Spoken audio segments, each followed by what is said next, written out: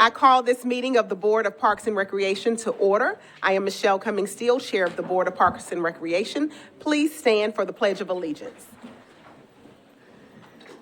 I pledge allegiance to the flag of the United States of America and to the republic for which it stands, one nation, under God, indivisible, with liberty and justice for all.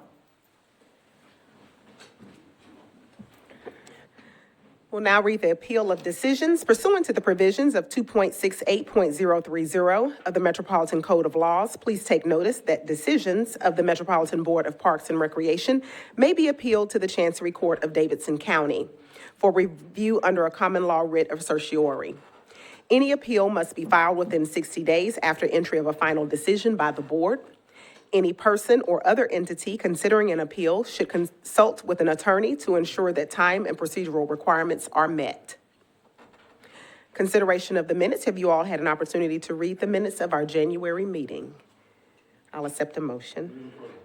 It's been properly moved and seconded. All those in favor? Any opposed? Thank you so much. Are there any referrals from council members present? Director Odom. There are none, thank you. Thank you so much. We'll move now to old business 01-23-05. The Friends of Warner Parks request the acceptance of a donation of a 7.81 acre parcel of land located at 7156 Highway 100, parcel number 143-00001500, as an addition to Edwin Warner Park. The acquisition committee met this morning. Commissioner Hayes, is there a report from the committee? Recommend approval. Thank you so much. Director Odom, do you have any comments from staff? None. Thank you. Is there any discussion from the board? Okay. I will accept a motion. Thank you so much. All in favor? Any opposed? The motion passes. 01-23-06, the Friends of Warner Parks request the acceptance of a donation of a 0.53 acre parcel of land located at 7166 Highway 100, parcel number 143-00001800, as an addition to Edwin Warner Park. The acquisition committee met this morning. Commissioner Hayes, is there a report? Haynes, is there a report? I'm sorry. We recommend approval. Director Odom, any comments from staff? None. Is there any discussion from the board? Thank you so much. I will accept a motion. It's been properly moved and seconded. All those in favor? Any opposed? The motion passes. Moving now to our consent agenda. I will accept a motion to accept the consent agenda in its entirety. Thank you so much. It's been properly moved and seconded. All those in favor? Any opposed? The motion passes. We're moving now to new business 02-23-03. Staff requests approval of a facility use permit for the Armada Football Club of the Orchard Bend Park Soccer Fields at 5605 Pettus Road, Nashville, Tennessee 37013. The facility will be used to promote all aspects of recreation, including youth sports in the community. The permit is for a period of 1 year contingent upon all permit obligations being met. Copies of the permit will be available for review at the board meeting. Director Odom, you have any comments from the staff? No comments. Staff recommends approval. Thank you so much. Is there any discussion from the board? I'll accept a motion. Second. All in favor? Any opposed? Thank you so much. The motion passes. 02-23-04, Friends of Warner Parks request an amendment to the SWEAT staffing grant for fiscal year 2023 in the amount of $44,707.05 to reflect changes in position titles and salaries. Due to changes recently made to Metro M&R worker classifications, the grant will be distributed via quarterly reimbursements to Metro Parks as detailed below. SWEAT, M&R workers, seasonal staff, step 5 in the amount of $8,407.47. SWEAT, M&R workers, seasonal staff, step 3 in the amount of $36,299.58. Friends of Warner Parks will reimburse grant total amounts exceeded due to hourly wage changes or COLA, etc. This grant does not require a match nor any type of further fulfillment by Metro Parks. Director Odom, is there a staff recommendation? Staff recommends approval. Is there any discussion from the board? Seeing none, I will accept a motion. Do I have a second? It's been properly moved and seconded. All those in favor? Any opposed? The motion passes. Hold on. Oh, here we are. 02-23-05, Centennial Park Conservancy requests the acceptance of an in-kind grant not to exceed $10,400 to fund the purchase and installation of flooring in the Parthenon's offices. There is no required match or other obligation by parks associated with this grant. The project will be paid for directly by the Centennial Park Conservancy. Director Odom, is there a staff recommendation? Staff recommends approval. Is there any discussion from the board? All righty, seeing none, I'll accept a motion. So moved. Second. All in favor? Any opposed? The motion passes. 02-23-06, Friends of Shelby Park requests the acceptance of an in-kind grant approximately valued at $42,000 for the installation of a boardwalk on the Shelby Park Events Lawn Loop. The boardwalk is necessary due to regular flooding in the area that makes the path impassable. There is no required match or other obligation by parks associated with this grant. The project will be paid for directly by the Friends of Shelby Park. Director Odom, do you have any comments or recommendation from the staff? No comments other than staff recommends approval. Thank you so much. Is there any discussion from the board? I'll accept a motion. Move approval. Is there a second? Thank you so much. All in favor? Any opposed? The motion passes. 02-23-07, staff requests acceptance of a grant of $15,000 from the Tennessee Titans, Tennessee Football Incorporated, to provide technology and digital support for the computer lab at Luby Community Center. This funding will be used to provide equipment, resources, and upgrades to the computer lab as a response to the impacts of digital division. There is no required match or other obligation by parks associated with this grant. Director Odom, any comments from the staff? Staff recommends approval. Is there any discussion from the board? Okay, seeing none, I'll accept a motion. So moved. Second. Thank you so much. It's been properly moved and seconded. All those in favor? Any opposed? The motion passes. 02-23-08, staff requests acceptance of a $7,500 donation from St. Bernard Academy for a portable stage including stairs and skirting. The stage will be used for cultural arts and community center events and performances. There is no required match or obligation by parks associated with this grant. Director Odom, any comments? Staff recommends approval. Is there any discussion from the board? Seeing none, I'll accept a motion. So moved. Is there a second? Second. All in favor? Any opposed? The motion passes. 02-23-09, the Adventure Science Center requests approval to install solar panels in the roof of the Adventure Science Center at Fort Negley. Director Odom, is there a recommendation from the staff? Staff recommends approval. Is there any discussion from the board? I'll accept a motion. So moved. And a second. All in favor? Any opposed? The motion passes. 02-23-10, Mr. Stephen Smith at Wilson Pike LLC requests approval of a 13-acre land donation located at 6949 Highway 70 South, parcel ID 143-00001-100, for the purpose of increasing parkland and conservation of open space and local fauna flora. We'll defer that to acquisition. We have now special presentations, the Friends of Two Rivers Mansion to present annual update to the board. Is Phil Claiborne here? No? Okay. Come on up and tell us your name. And thank you for being here.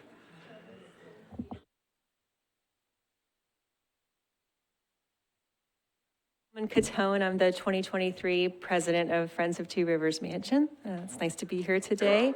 I think you all got your packet with most of the information in advance, I hope. I'll just go over some of the highlights. 2022 was a great year. We kind of got back on track after COVID. We had a lot of music concerts, tours. The holiday market was a big hit.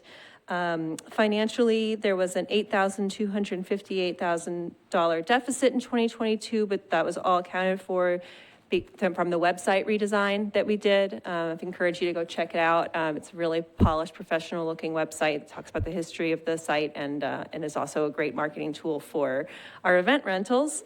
In 2023, we have a $44,600 budget, which includes an item for matching funds for a grant from the Tennessee Historical Commission to do some painting and woodwork restoration on the exterior of the mansion. In planning for this project, we've uncovered a lot of other really serious maintenance and preservation issues that are going to be a lot more expensive than what we planned. So there's currently Phil Claiborne and Jeff Syracuse, myself, and we're working with figuring out a timeline and how to best address those big capital project needs. At the master plan, we're in the 5th year, which is the end of phase 1, where our goals were to increase visibility, generate revenue, utilize new public assets, and make plans for new facilities. And plans are underway for the large event center, which will also big capital spending plan. So that it's kind of things will be worked out on whether to do the important restoration work on the mansion first or the event center. I'm not completely clear, but any questions about that, we can follow up. And then the last thing we're working on right now, we have a new strategic planning initiative that's going to be come up with a 3-year strategic plan where it's really separate from our master plan, which focuses on the use of the site. The strategic plan will be on our functioning as a nonprofit, trying to really strengthen our governance, become more professional, address our staffing needs, and make a plan for that so that we can do more programs and historic interpretation at the site. Thank you so much. Are there any questions from the board? Thank you for being here. We appreciate the update. Thank you. We're going to move to capital projects update with Tim Nage.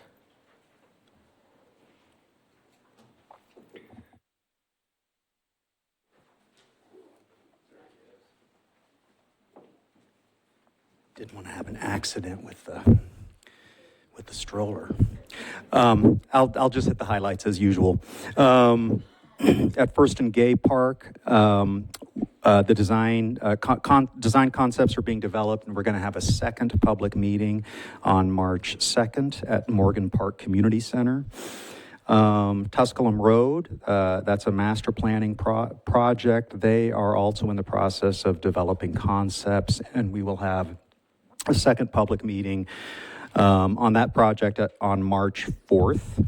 For the Wharf Park Master Plan, we at long last had the last public meeting in January in conjunction with the Metro Planning Department, which is undertaking a feasibility study addressing affordable housing and the use of the historic school for the blind building at 88 Hermitage Avenue. So we were glad to get that final meeting under our belts, and we're now just doing final editing on the master plan and hope to be able to release that very, very soon. In addition, several of us are working on the capital improvements budget update for this year, and then thinking ahead to the projects that have been identified in the mayor's capital spending plan to try to do whatever preliminary planning we can to be able to hit the ground running when and if those projects are funded. That's it. Thank you. Thank you. Any questions? Okay, seeing none. Moving to Greenways Open Space Update with Cindy Harrison. Hello. Good morning. I will also stick to some of the key points. The 440 Greenway project from Sevier Park to Browns Creek Park, we completed our first public meeting on that project. It was well attended, and we got a lot of good comments, mostly how quickly can we build this greenway.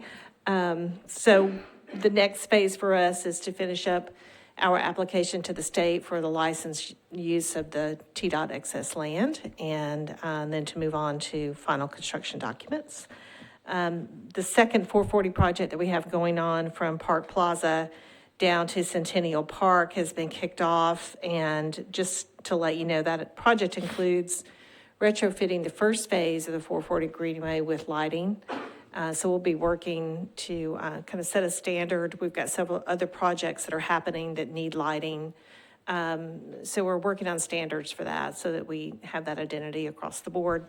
For greenways, these projects, the other 440 Sevier to Browns Creek will also include lighting. They both could go through residential areas as well as along streets. So there's some things to figure out there and how to best light those projects.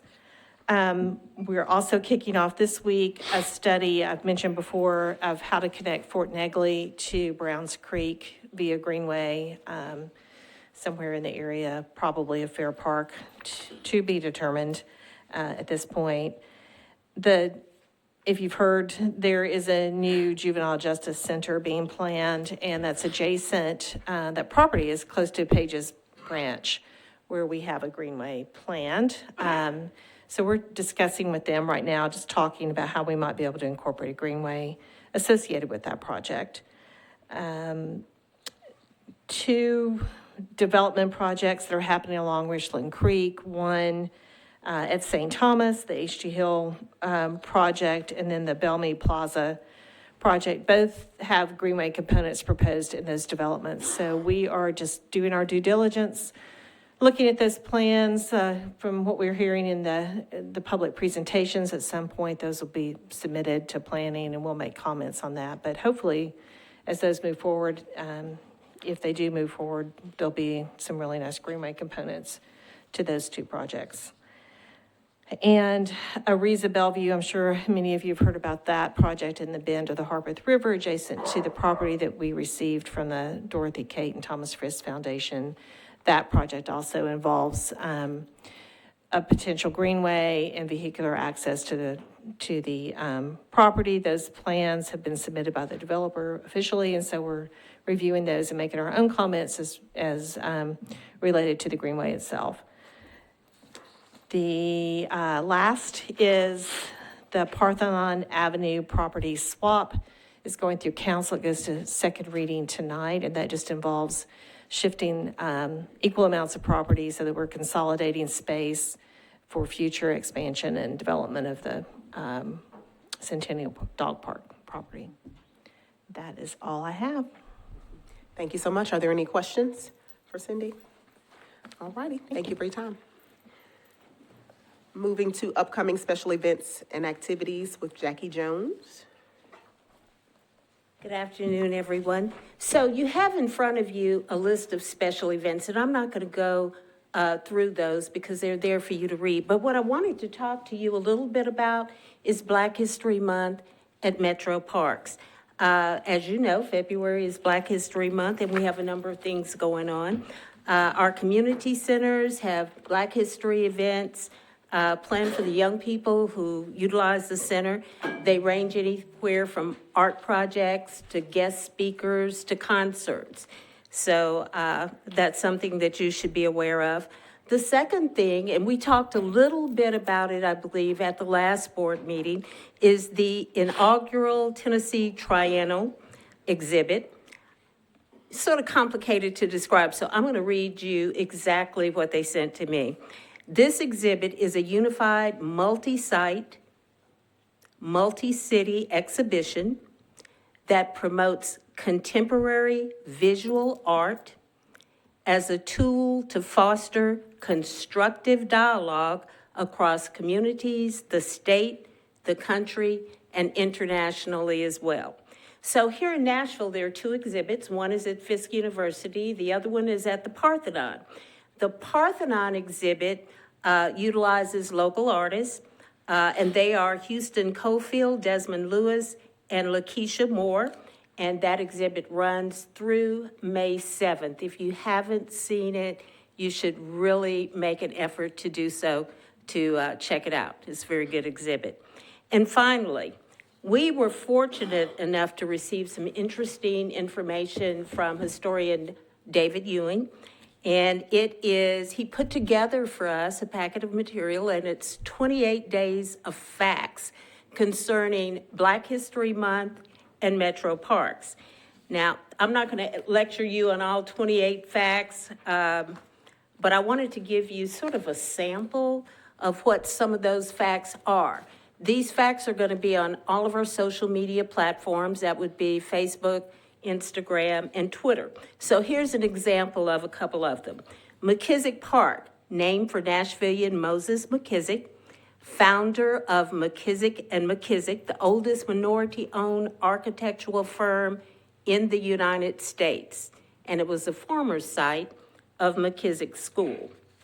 Another interesting fact pertains to Centennial Park. It says on Emancipation Day on September 24th, 1897, during the Tennessee Centennial Exposition, Booker T. Washington spoke on the now grounds of Centennial Park.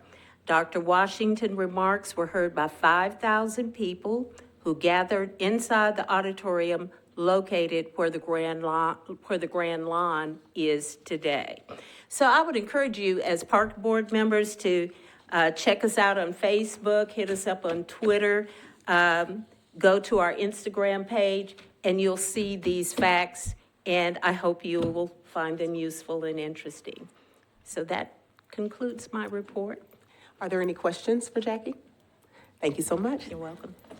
We'll move now to the report of the director. Director Odom. Thank you, Madam Chair and Parks Board. My report is fairly brief because our teammates have been so thorough in their reporting. But I did want to mention again to you all that we are in the kind of throes of completing our FY24 annual budget submission. Our deadline is Friday. That is for operating capital and 4% requests. And, you know, given the expanse of our department, this is no small undertaking. So thank you to Shanita White at first off for coordinating that, but also all of our senior staff team who have submitted their information in a timely manner. We are by no means finished. We will endure several rounds of Q&A as our document is refined enough to be submitted and included in the mayor's proposed budget later in a couple months, I guess. So we are working on that. As you also know, the FY23 capital spending plan is working its way through Metro Council. It was on the agenda first last night and deferred. By rule, it has to be deferred. So there's a capital spending plan pending, also a 4% supplemental, which is the first funding type of its kind, to my knowledge, in Metro, but that includes a lot of our requested capital items, such as deferred maintenance items for upkeep of the park system. I'm excited about that one. And then too, a smaller, just a 4% appropriation of $500,000 is also tracking with those two proposed appropriations. On February 17th, Macy Amos and I will be at the Tennessee Historical Commission regarding the waiver to relocate the Confederate private monument from Centennial Park. We'll make you aware of the outcome that day or as we get that information, as that decision is made. And the final thing I wanted to mention was, and you may have seen the press release or seen it on the news, is that our department, in collaboration with the Department of Emergency Communication and the Metro Police Department, have started use of the What 3 Words app. And this application on your phone or on your device is used internationally, and it helps to locate lost or injured hikers, and it'll be helpful on our paved greenways and remote trails or primitive trails as well, so that DEC or ECC workers, rescue workers, will be able to locate lost or injured park visitors. So I would encourage you to go to your Play Store or your Apple Store and download that app and start to use that. It's pretty neat, and it's the first of its kind here in our city. What 3 words? God bless you. I guess that was not my final. The final announcement that I will make is that we'll begin working with the team at the fairgrounds to renew our current maintenance MOU. As you all may recall, the Fair Park is not Parks property, but we do maintain that property in coordination with the fairgrounds and their staff and board. So we will begin to work on renewing that MOU that's been in place for 5 years now. So, any questions? Thank you. Okay. All righty, well, we are complete with our business. I will accept a motion to adjourn. So moved. Thank you all so much. Have a good rest of your day. We are adjourned.